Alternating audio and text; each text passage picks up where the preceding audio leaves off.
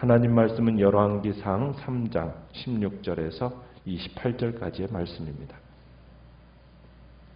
열왕기상 3장 16절에서 28절입니다. 열왕기상 3장 16절입니다.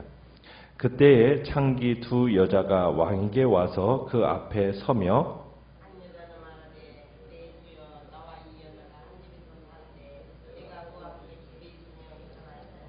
내가 해산한 지 사흘 만에 이 여자도 해산하고 우리가 함께 있었고 이 우리 둘 외에는 집에 다른 사람이 없었나이다.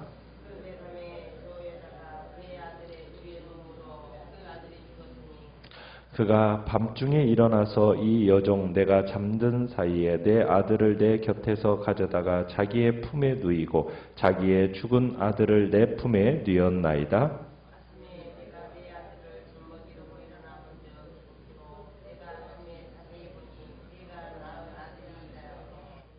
다른 여자는 이르되 아니라 산 것은 내 아들이요 죽은 것은 내 아들이라 하고 이 여자는 이르되 아니라 죽은 것이 내 아들이요 산 것이 내 아들이라 하며 왕 앞에서 그와 같이 쟁론하는지라.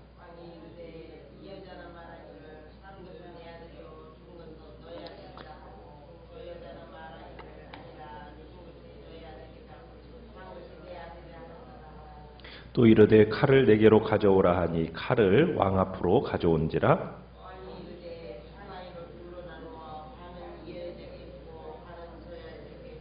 그 산 아들의 어머니 되는 여자가 그 아들을 위하여 마음이 불붙는 것 같아서 왕께 아뢰어 청하건대 내 주여 산 아이를 그에게 주시고 아무쪼록 죽이지 마옵소서 하되 다른 여자는 말하기를 내 것도 되게 말고 네 것도 되게 말고 나누게 하라 하는지라.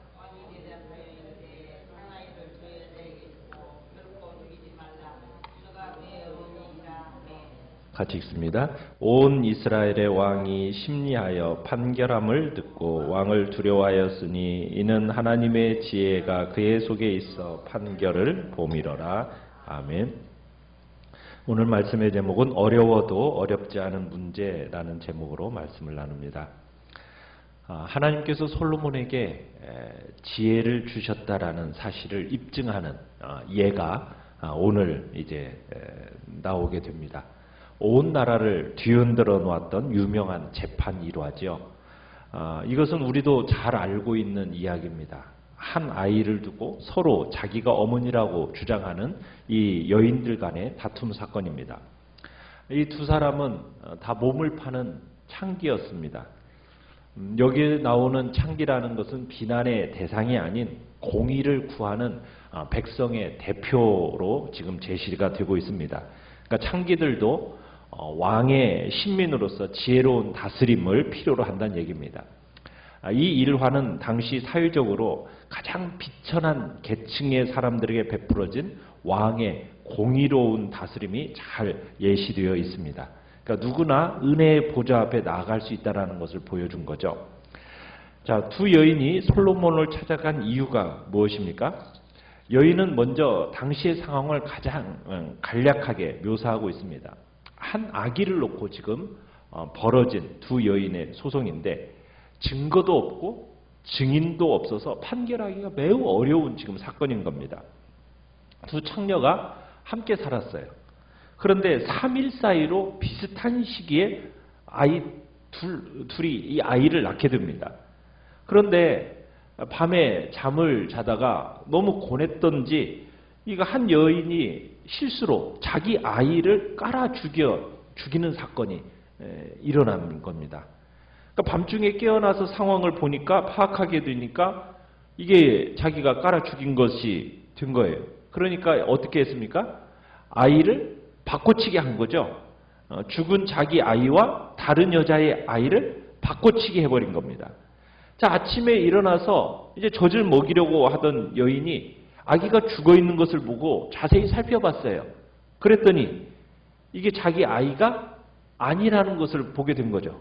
그러니까 엄마는 자기 아이인지 아닌지 이게 뭐 직감적으로 알지 않습니까? 그래서 아기가 서로 바뀌었다라는 것을 알게 되어서 죽은 아이를 품고 있던 여자가 다른 여자에게 살아있는 아기가 자기 아이기다라고 하면서 돌려달라고 지금 요구를 하는 겁니다. 그렇지만 지금 살아있는 아이를 품고 있는 엄마는 그 아기가 자기 아기라고 우기는 거죠. 그러면 누가 진짜 살아있는 이 아이의 어머니냐? 지금 이걸 놓고 싸움이 난 겁니다.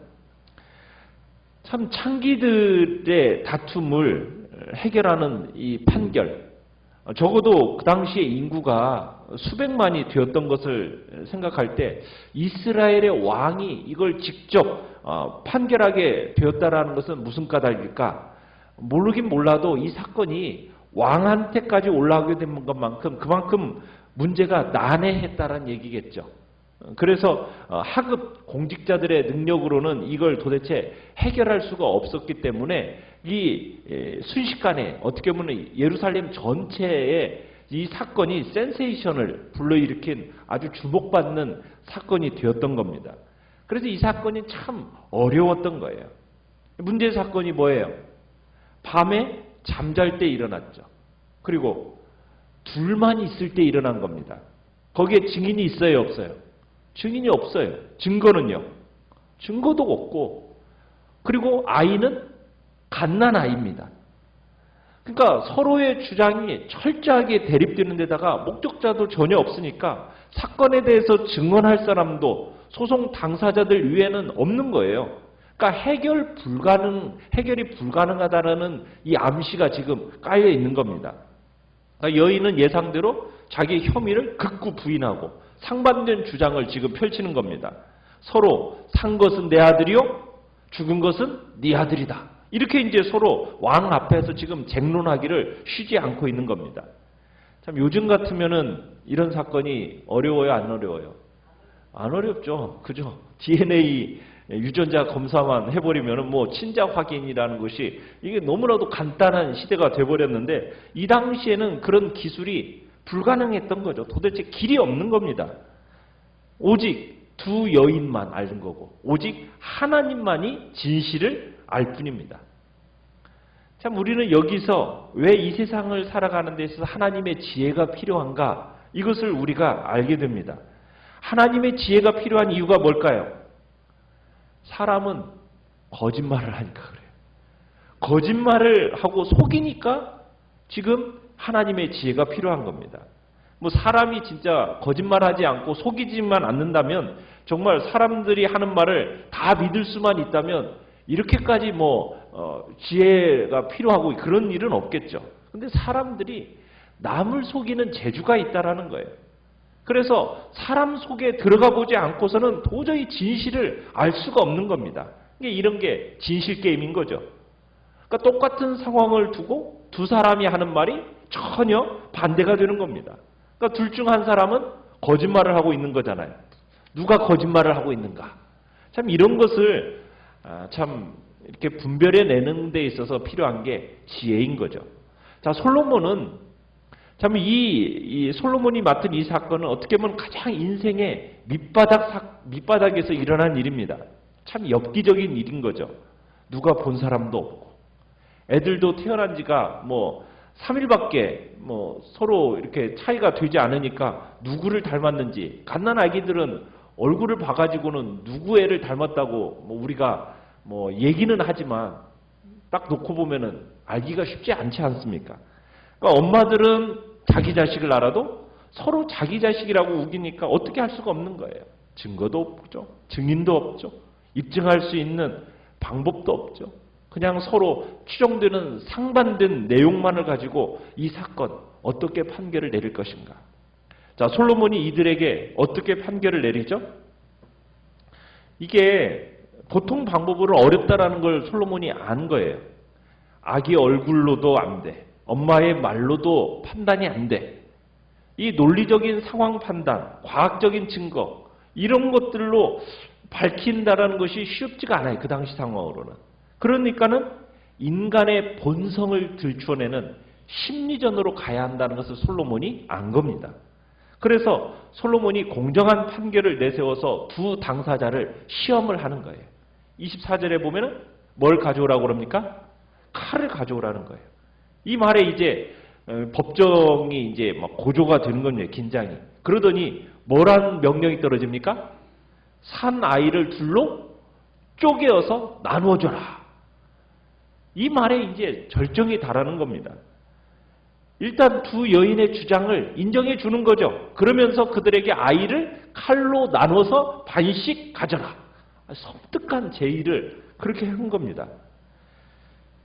어떻게 보면 엉뚱하고 어떻게 보면 충격적인 판결을 내리며 이 두 여인의 반응을 지켜보겠다라고 하는 것이 이 솔로몬의 이 지금 이제 작정이었던 겁니다.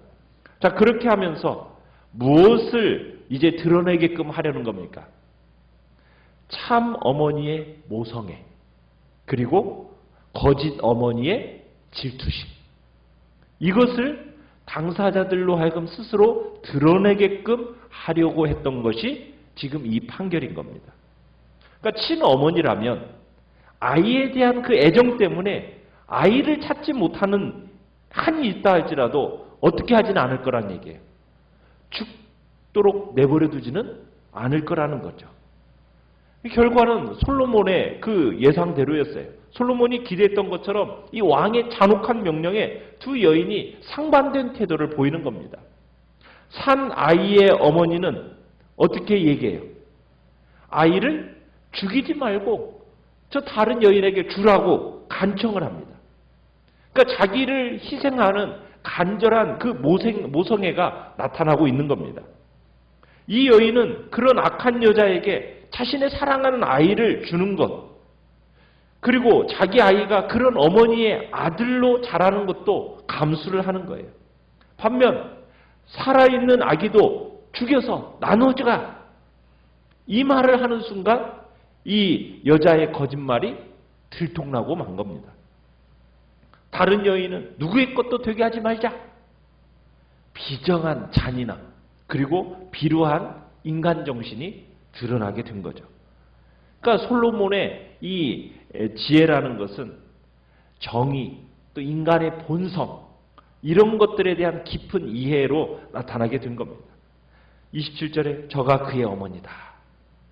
사나이를 저 여자에게 주고 결코 죽이지 마라.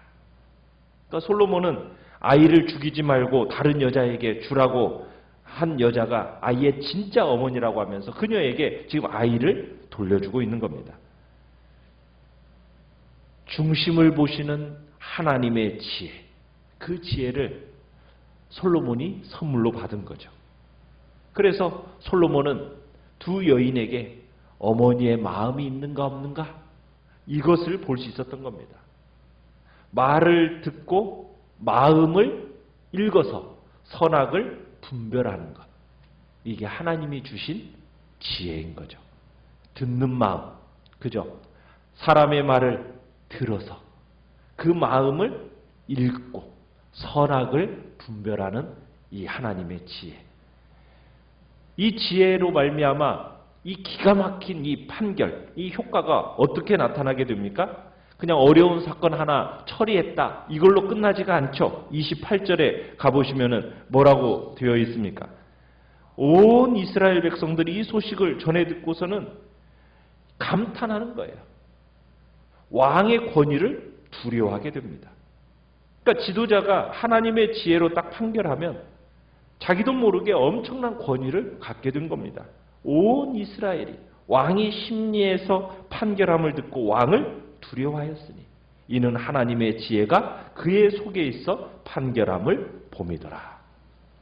자신들의 왕이 하나님의 지혜를 가지게 된 것을 알게 된 백성들은 거룩한 두려움에 사로잡히게 된 겁니다.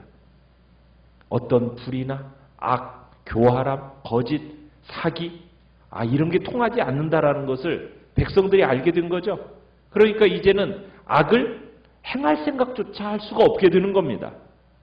그러니까 이 왕의 지혜가 나타나니까 그 나라에 공의와 평안이 이제 찾아오게 되는 겁니다. 그러니까 이제 다들 안심하고 성실하고 정직하게 그렇게 자기의 맡은 일을 열심히 하게 되는 겁니다. 솔로몬의 그 지도력이 견고하게 세워진 거죠. 이제 이러한 솔로몬의 지혜로 인해서 이 내려진 왕의 판결, 어떻게 보면 가장 어두운 곳에 임하는 따스한 햇볕과 같이 하나님의 공의롭고 정의로운 통치로 방방곡곡을 채우게 될 것임을 우리로 하여금 보게 하는 겁니다. 지혜. 이 지혜라는 것은 하나님의 선물인 겁니다. 하나님의 지혜. 그 지혜는 어떻게 우리가 얻을 수 있습니까? 하나님 앞에 기도함으로, 구함으로. 기도의 응답으로 주어지는 겁니다.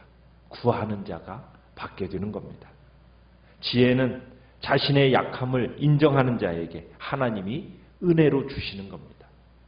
우리는 인간적인 머리를 쓸 게 아니라 정말 하나님 앞에 기도함으로 하나님이 주시는 지혜를 주님 앞에 받아서 그 지혜로 이 땅을 승리하며 살아가기를 바랍니다.